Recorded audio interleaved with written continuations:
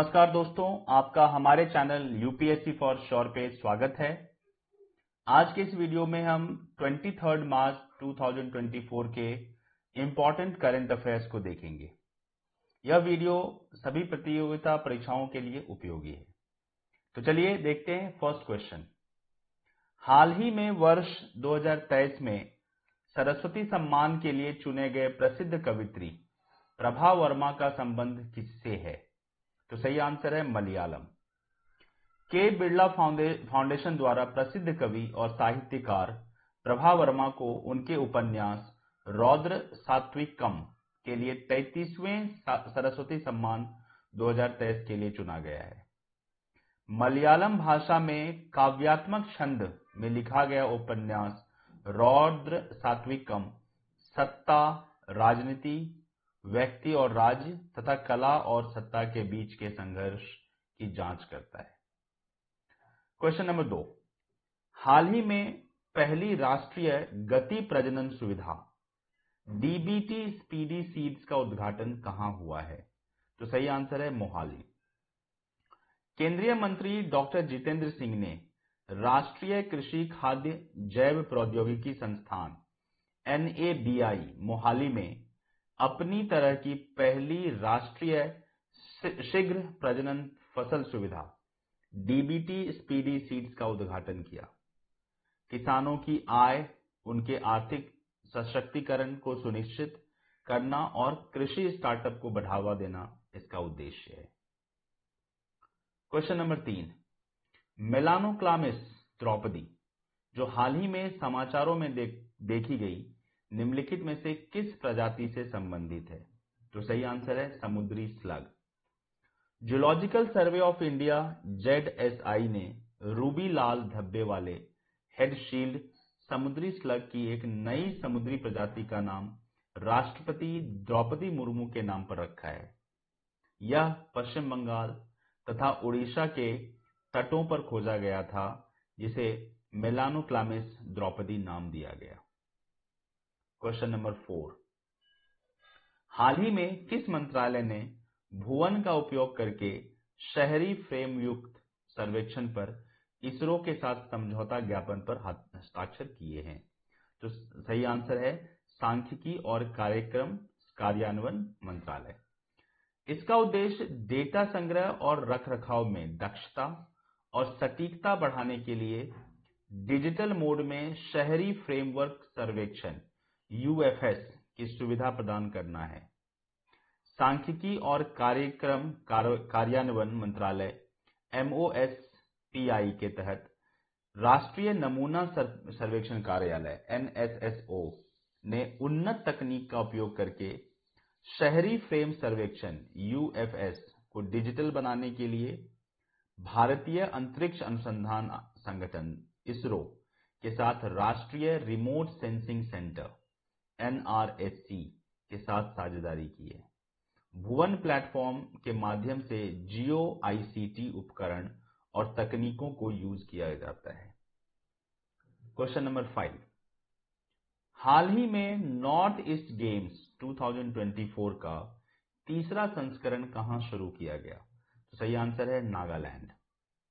नागालैंड में north east games 2024 का तीसरा संस्करण regional centre for sporting excellence Sovima में शुरू हुआ। 8 पूर्वोत्तर राज्यों के 3000 से अधिक एथलीट 3 जिलों चुमोकेदिमा, दीमापुर और कोहिमा में 12 स्थानों पर आयोजित 15 विषयों में प्रतिस्पर्धा कर रहे हैं। Question number 6। हाल ही में चौथा Shanghai corporation organisation SCO startup forum कहां आयोजित किया गया? तो सही आंसर है नई दिल्ली।